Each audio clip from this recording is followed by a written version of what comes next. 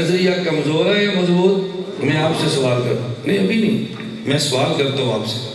ابھی تو مضبوط نہ کہنا، ذرا چلنے تو دے. میں آپ سے سوال کرتا ہوں، انبیاء علیہ السلام کی وفات کے بعد کیا پیغمبر کی، توجہ رکھیں، کیا پیغمبر کی بیوی سے امتی نکاح کر سکتا ہے؟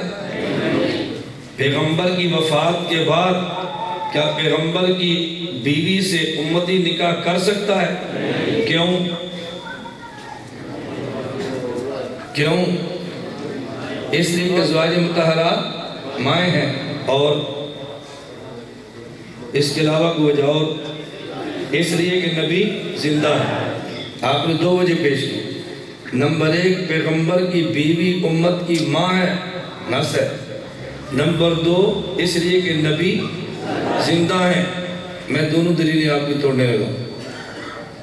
اگر آپ کہتے ہیں نکاح کے جواز کی وجہ پیغمبر کی بیوی امت کی ماں ہے، تو میرا سوال، پیغمبر کی بیوی امت کی ماں جسمانی ہے یا روحانی؟ جسمانی یا روحانی؟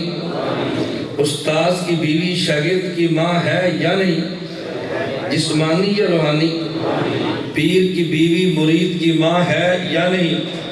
جسمانی یا روحانی؟ مرشد فوت ہو جائے تو مرید اپنے مرشد کی بیوی سے نکاح کر سکتا ہے؟ تو روحانی ماں سے تو نکاح نہیں ہوتا، کیسے کر سکتا ہے؟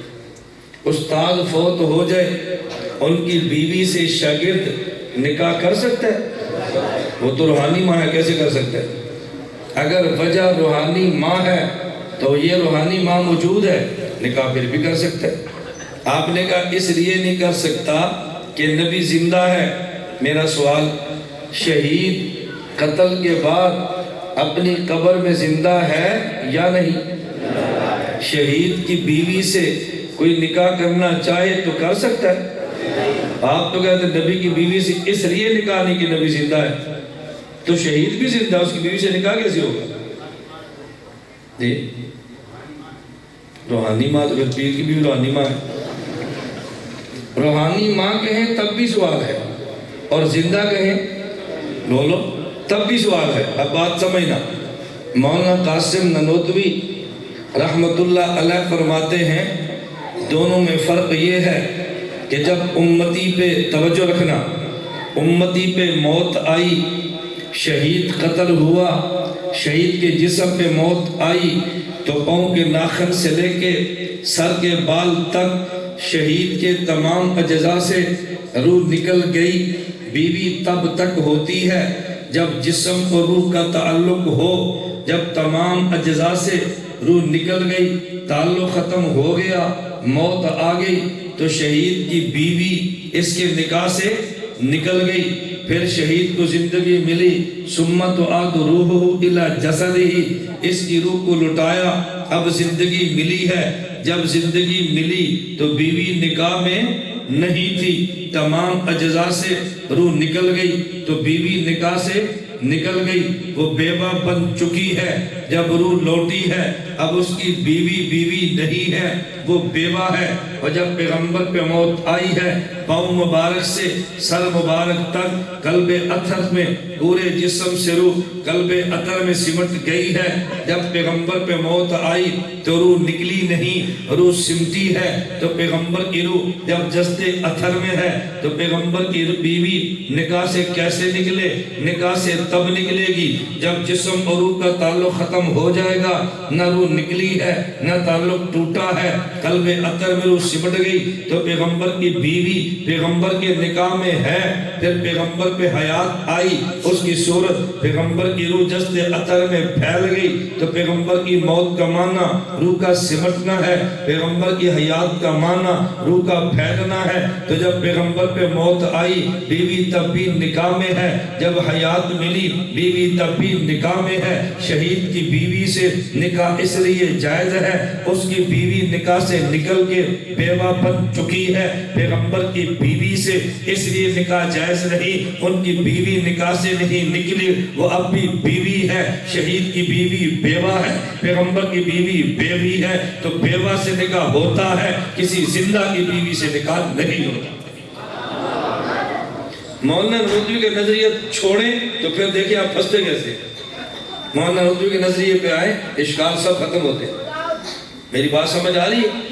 میں اسے ہی سمجھا رہا تھا کہ پیغمبر کی موت نیند الگ ہے تو پیغمبر کی موت بھی الگ ہے، دونوں ایک جیسے نہیں ہیں. صحیح بخاری میں روایت موجود ہے رسول اللہ صلی اللہ علیہ وسلم وفات پا گئے، انتقال مبارک ہو گیا. بار بار میں کہہ رہا ہوں نا، وفات، انتقال، موت، میں تو کہہ رہا ہوں یہ الزام تو ختم نہ، موت نہیں مان لے. اللہ کے پیغمبر کی وفات ہو گئی، صحابہ کرام نے فیصلہ کیا رسول اللہ صلی اللہ علیہ وسلم وفات پا چکے ہیں. حضرت عمر بن خطاب نے فرمایا نہ اللہ کے نبی پر موت نہیں آئی.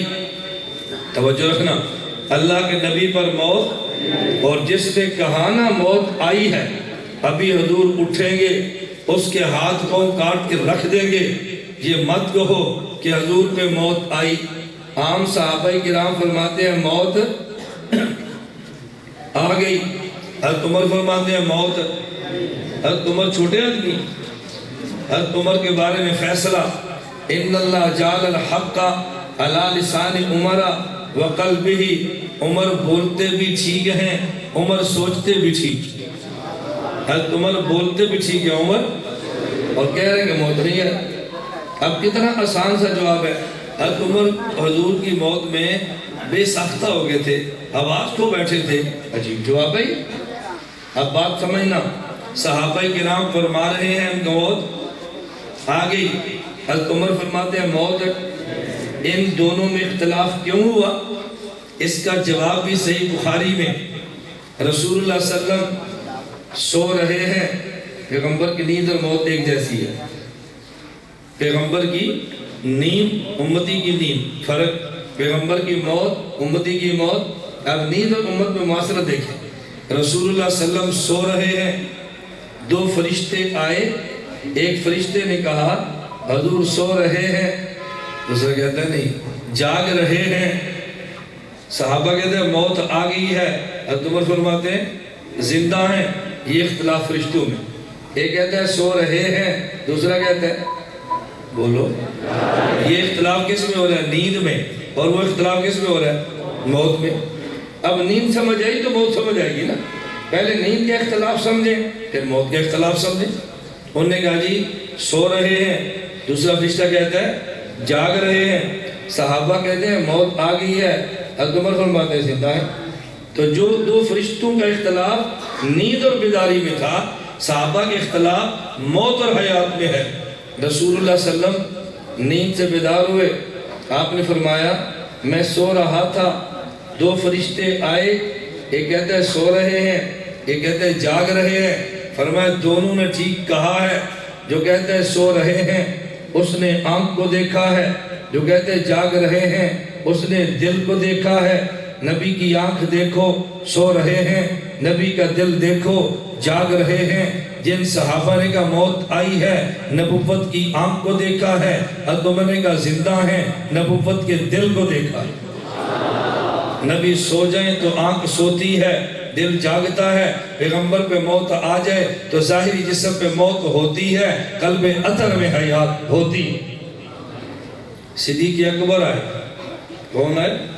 صدیق اکبر. ان کی نگاہ ظاہر پر بھی ہے، باطن پر بھی ہے. صدیق تو پھر صدیق ہے نا. ان کی نگاہ آنکھ پر بھی ہے، دل پر بھی ہے. صدیق اکبر نے سمجھایا. انہوں نے کہا عمر توجہ رکھنا، یہ مت کہنا کہ موت نہیں آئی، موت تو آ گئی ہے. نبی سو جائیں دل جاگتا ہے، لیکن یہ نہیں کہتے نیند نہیں آئی. نیند ہوتی ہے، یہ نہیں کہتے نہیں آئی. جس طرح نبی پر نیند آ جائے دل جاگتا ہے، یہ نہیں کہتے کہ نیند نہیں آئی، کہتے نیند آ گئی ہے، آرام فرما رہے ہیں. لیکن پیغمبر کی نیند اتنی ہی ہوتی ہے، ظاہر پہ ہوتی ہے، دل جاگتا ہے. تو یہ نہ کہنا حضور پر موت نہیں آئی، موت آ گئی ہے، لیکن نبی کی موت اتنی ہی ہوتی ہے کہ ظاہر پہ موت ہوتی ہے، قلب اطہر میں حیات ہوتی ہے. اب تم نے کہا مجھے بات سمجھ آ گئی. صدیق اکبر نے سمجھایا تو بات سمجھ آ گئی. یہ بات سمجھ آئی؟ تو نبی اور امتی کی نیند الگ ہے، تو نبی اور امتی کی موت بھی الگ ہے۔ ان کی نیند ظاہر پر بھی ہے، دل پر بھی ہے۔ پیغمبر کی موت ظاہر پر ہے، دل میں حیات ہے۔ اب بات سمجھ ذرا، توجہ رکھنا۔ میں نے کہا نبی اور امتی کی نیند میں فرق، تو پیغمبر اور امتی کی موت میں فرق۔ توجہ رکھے ذرا، دلائل پہ غور کرنا۔ پیغمبر پہ ظاہر پہ موت ہے، قلب اثر میں بولو یہ کیسے ہو سکتا ہے کہ ظاہر پہ موت ہو اور اندر حیات ہو؟ مولانا قاسم نانوتوی رحمہ اللہ مثال دیتے ہیں، اگر آگ جل رہی ہو، جلتی آگ پہ آپ ٹھنڈا پیٹرول چھڑک دیں، توجہ رکھنا، جلتی آگ پہ ٹھنڈا پیٹرول چھڑک دیں تو اس سے آگ بھڑکتی ہے یا بجھ جاتی ہے؟ کیوں؟ پیٹرول تو ٹھنڈا ہے، کیوں بھڑکی؟ اس لیے اگرچہ پیٹرول اوپر سے ٹھنڈا ہے لیکن پیٹرول کے اندر خاصیت حرارت کی ہے، خاصیت گرمی کی ہے۔ جلتی آگ پہ گرم پانی ڈالیں تو آگ بجھ جاتی ہے یا بھڑکتی ہے؟ بھئی پانی گرم ہے، آگ بجھی کیوں ہے؟ اگرچہ اوپر سے پانی گرم ہے لیکن اندر خاصیت برودت اور ٹھنڈک کی ہے۔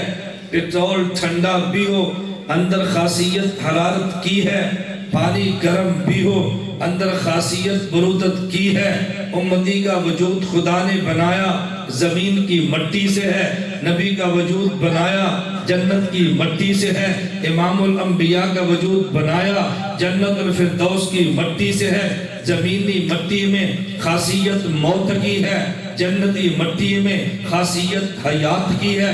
آپ قرآن کریم کھول لیجئے اور قرآن میں آپ دیکھ لیجئے، قرآن بار بار کہتا ہے یہ مٹی مردہ تھی، ہم نے بارش برسائی تو مٹی زندہ ہو گئی۔ دنیاوی مٹی میں موت اس کی خاصیت ہے، اس میں پانی آ جائے حیات ہوتی ہے۔